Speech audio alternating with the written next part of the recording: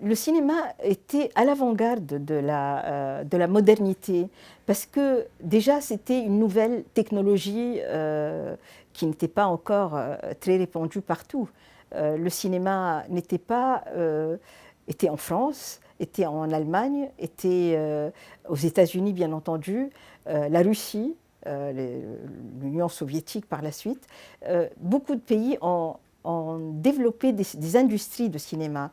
Le seul dans le monde arabe qui a développé cette industrie, c'est l'Égypte. Et donc, tout de suite, il y a eu création de studios et création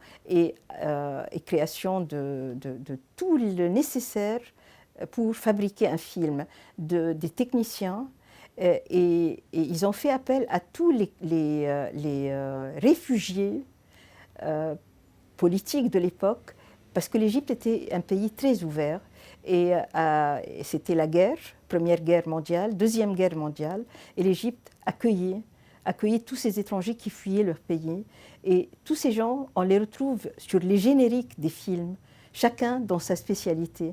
Et c'était ce cosmopolitisme qui a enrichi le cinéma égyptien dès le début. Donc chacun a apporté son savoir, et les Égyptiens eux-mêmes ont appris en fréquentant aussi bien les Grecs, les Hongrois, les Russes, les Allemands. Vraiment un cosmopolitisme extraordinaire que ce cinéma a reflété. Même au niveau des acteurs et actrices, il y avait ce mélange qui n'était pas du tout stigmatisé. On était ouvert et dans un seul film, par exemple, je me souviens d'un film qui s'appelle Salam va bien, de 1937, un film de Niazi Mustafa et avec Naguib Rehani.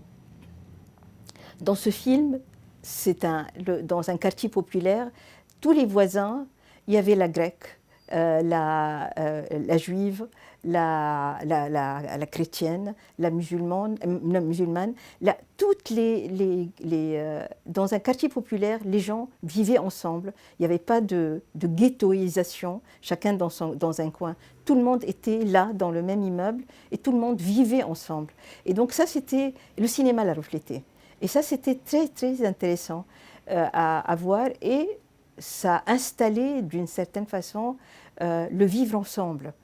Comment ces gens-là sont tous, au final, égyptiens. Et c'était très, très intéressant, sans prétention. C'est des films qui racontaient des petites histoires, mais à la portée de tout le monde. Et comme le cinéma était populaire, les gens aimaient aller au cinéma. C'était la sortie populaire, familiale. Il y avait énormément de salles tout de suite quand le cinéma a commencé à marcher. Il y avait des salles dans tout le pays, pas seulement les grandes villes, comme aujourd'hui. Aujourd'hui, il y a une pénurie de salles.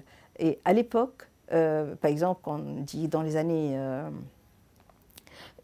50, il y avait 20 millions d'habitants en Égypte et 418 salles, je pense, donc dans tous les coins. Donc c'était le cinéma d'été,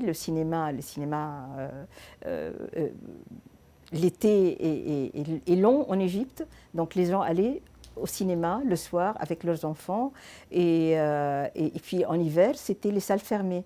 Donc il y avait un divertissement populaire à la portée de tout le monde, et cela a encouragé l'industrie et l'économie du cinéma.